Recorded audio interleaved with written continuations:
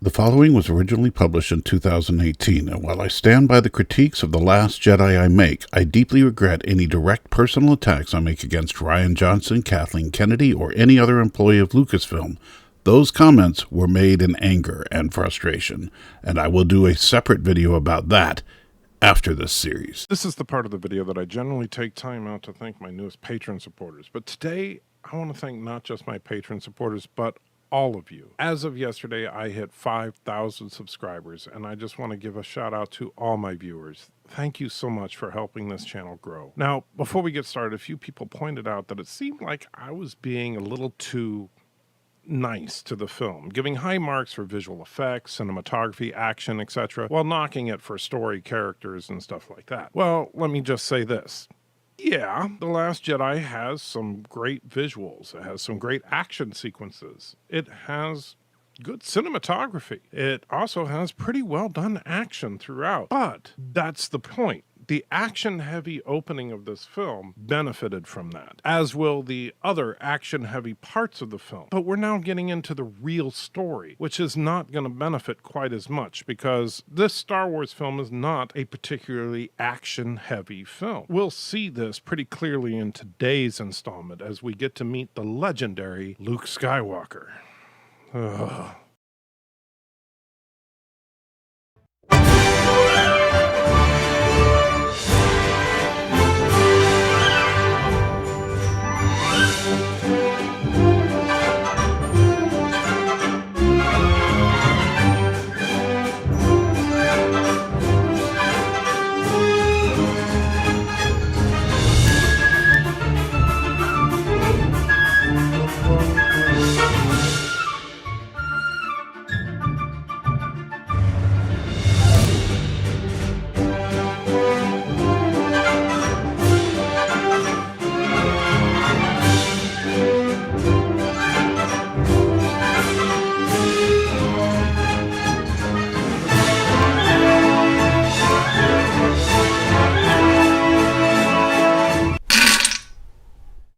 Real quick, I forgot to mention last time that on the subject from the first part of this review, when I talked about how Poe Dameron's fuel gauge looked off to me because of the Western script numbers, well, a few people pointed out that the numbers, depending on which version of the movies you actually watched, were in fact Western standard script before. Ironically, some people insisted that the original films had the Western standard script numbers while the special edition changed it, while others said the exact opposite. In either case, it really doesn't matter, because while, as I said, I did not think that the numbers felt right in the film, I did not add any points to the scoreboard for them, so in truth, it makes no difference to the overall review. Last time on the Anti-Trekker, we were introduced to two new compelling characters who were then immediately killed. Aboard the Resistance cruiser, everyone is celebrating the destruction of the Dreadnought except Leia, who slumps down in her chair. Looking at her screen, we see that the Resistance lost 7 bombers, 3 X-Wings, and 1 A-Wing, which, because Rian Johnson seems to have the same sense of scale that George Lucas had back in the 70s, apparently that is literally about 2/3 of the total Resistance strike craft.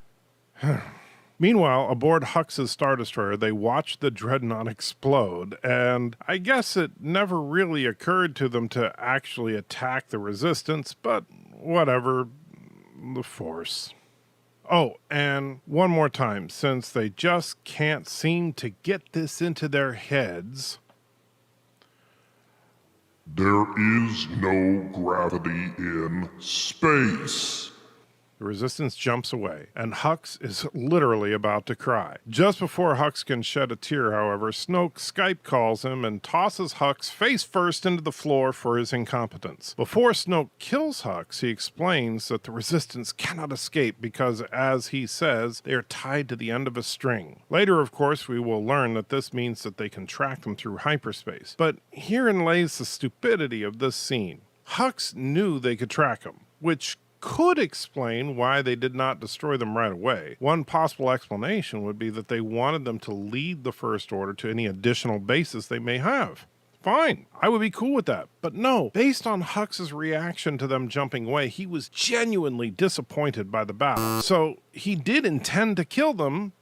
So then why didn't he? Then when Snoke calls Hux, and does Snoke understand that Hux had a plan to track them? And if he does know, why would he toss Hux around? And if he doesn't know, are you seriously telling me that Hux would keep a major part of his plan a secret from a boss that can kill him with just a thought? But whatever. The Force.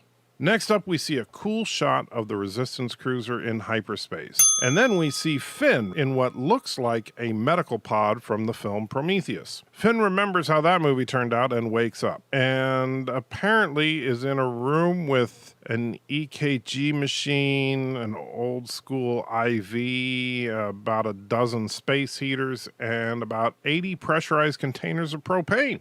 Yeah. Oh, and Finn was almost like sliced in half with a lightsaber, right? No doctor, no nurse, not even a medical droid in the general area. He's just left in a broom closet by himself with a bunch of random junk.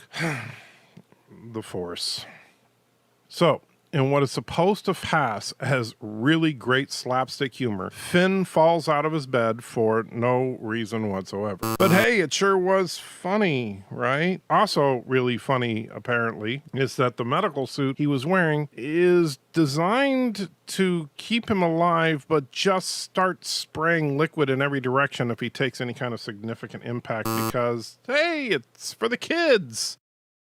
And the Force. Obviously, they've only been in hyperspace for a matter of seconds because Poe and BB-8 are just getting out of a ship, and BB-8 confuses Poe by beeping, and Poe translates it for us, quote, Finn naked leaking bag.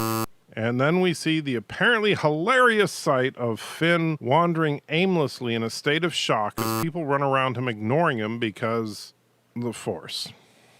No, seriously, look at how many people are around here. And nobody is like, hey, you need to get back into the medical bed. You could die. No, let's be real. If all that liquid was shooting out in all directions, some of these people will be slipping and falling in puddles of Finn healing juice. But the Force. We do get one really cool moment from all this. Get you dressed. Come on. You must have 1,000 questions. Where's Rey? This is the one and only moment I really liked Finn in this film. In The Force Awakens, Finn felt a kinship with Rey and needed to look after her and protect her, despite her neither wanting nor needing his protection. The last thing Finn could remember was being almost cut in two by Kylo Ren when he was trying to defend her. The one and only thing that Finn cares about is Rey's safety. Yeah, I like this moment. But it can't last. So, we get a really beautiful shot of Ahch-To sunrise, the beginning of Rey's first day with... Oh, wait, no, I'm sorry, I guess it's midday. Whatever. Rey silently hands Luke his father's lightsaber, the same weapon that many, many years ago Obi-Wan Kenobi used to entice young Luke into joining him. The same lightsaber that he used to train with Yoda, that was lost to him along with his right hand at the hands of his father. The same man who built the saber. The emotion must be staggering. I remember feeling chills waiting for this moment.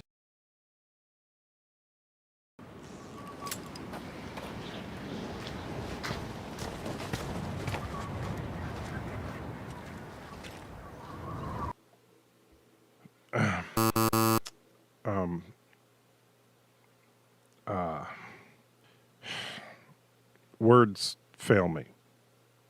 They truly, even though months later, after the shock wore off, watching the scene again, I'm speechless. I genuinely do not understand. Some people call this moment genius because it subverts your expectations, which is true, but just because it's not what I was expecting does not make it good or bad. I was also not expecting Luke to ignite the saber and have the blade transform from blue to red, but that would have at least been scary and a pretty cool moment. Luke just tossing the saber over his shoulder and then storming off like a grumpy old man was both subversive and pointless. You remember this kid? Yeah, this movie took a massive dump on him. And to what end? That is a serious question. What was the point of all this? I've heard it said that we should not have high standards for our heroes. But yes, We should. That is why we call them heroes. We should talk about what's wrong with society. We should look at all the hate in the world, the self-destructive behavior that in far too many cases is actually killing our youth. Whether it's eating Tide Pods or shooting up a school, one thing is undeniable. Our younger generation needs heroes. They need people and stories that can inspire them to be better than they are, to reach for the stars, both figuratively and literally. Yes, the disheveled, cynical Luke is more realistic as far as the end of the Skywalker saga. But let's be frank, I do not go to movies about lightsabers, hyperdrives, and space wizards for realism. That kid in that old photo, oh, he had some rough times ahead of him. Deaths in the family, struggles to try and keep from being homeless, raising a disabled child, being beaten in a store parking lot because his girlfriend was not white, and in turn having the store and police do nothing to help him. More failures than I can count. I'm not trying to make you feel sorry for me. I'm just trying to let you know that one of the things that got me through all those times were my heroes.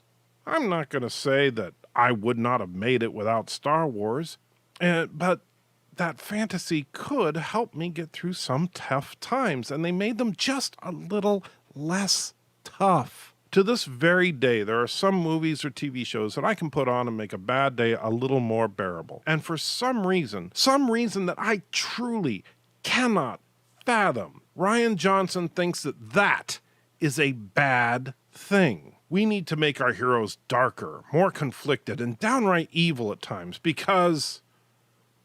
why? Are you trying to say that there is no right and wrong? That good and evil are just silly concepts left over from religion and superstition? Or is it something else? The truth is, I don't know the answer, but my gut tells me that Rian Johnson was trying to say with this story and his treatment of Luke that there is in truth no good, no evil, no right, no wrong, just balance. And if that is the world of the future, frankly, I'm glad I'm old because I don't want to live in a world with no hope and no room for heroes. So yeah, in a nutshell, I didn't like this scene very much. In the wise and mature manner that we would expect from a Jedi Master, after throwing away his toy, Luke storms off to his room, slams the door shut, and locks it. Rey follows him, pleading through the door that Leia sent her to get him. The Resistance need him, and oh, hey, look, porgs. We can sell a bunch of those. Oh, look, more porgs. So Rey gets the lightsaber before the porgs kill themselves, and she sees Luke's old X-Wing under the water for reasons. This was one of the most pointless shots in the film.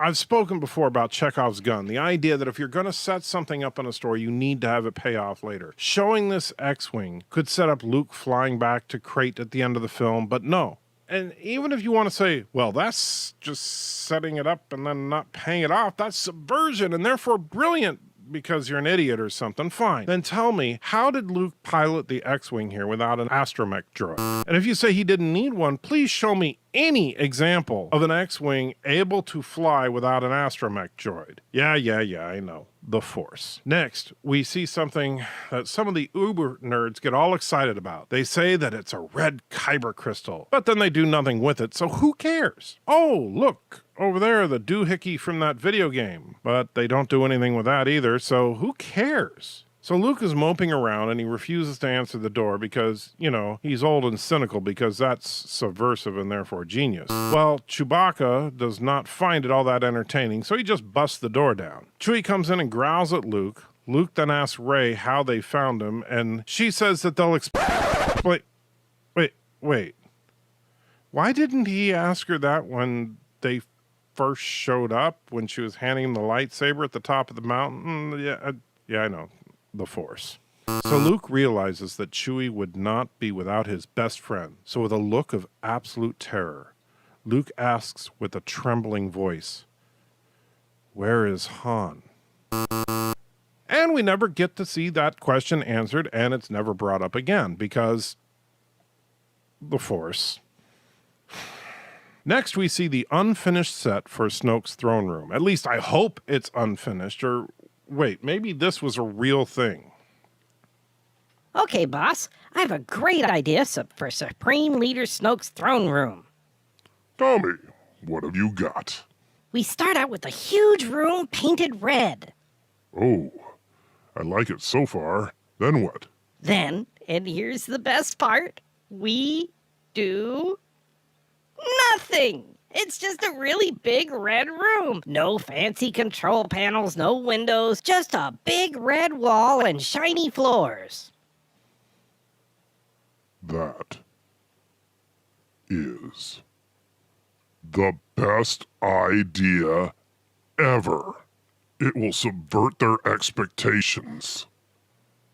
Anyway, Snoke is apparently happy again with Hux because of the whole tied on a string metaphor for his tracking system. And yet, while Hux is still in the room, Snoke refers to him as a rabid cur. Yeah, kind of a dick move, Snoke. And to prove his dickishness goes to the next level, he then tells Kylo about how awesome Kylo was when he first saw him and that he had the potential to be a new Vader. But he was wrong all along, and now he needed to remove his helmet because the helmet was stupid. Snoke continues to taunt Kylo about his weakness and even calling him young Solo, and that he was bested by a girl that never held a lightsaber before. Finally pushing Kylo to the edge, Kylo stands up in defiance, and Snoke slaps him down with the coolest Force lightning strike ever.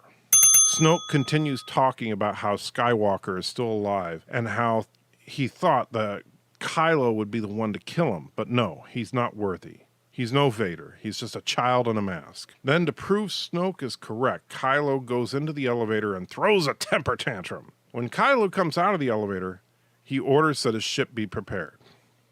Okay, I have to admit at this point that while the Luke Skywalker thing has me hating this film, the Kylo Ren story has me kind of intrigued. Perhaps when it all balances out in the end, this film will not be as horrible as I...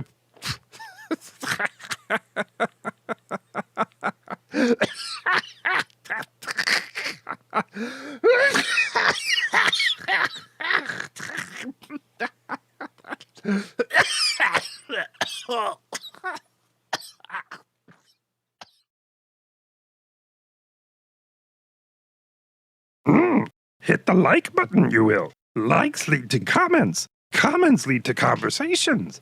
Conversations lead to understanding. Go to Patreon and support the anti-trucker you must, if supporting his videos you want. Yes, support his videos. Then listen to this at the end of the videos. You will not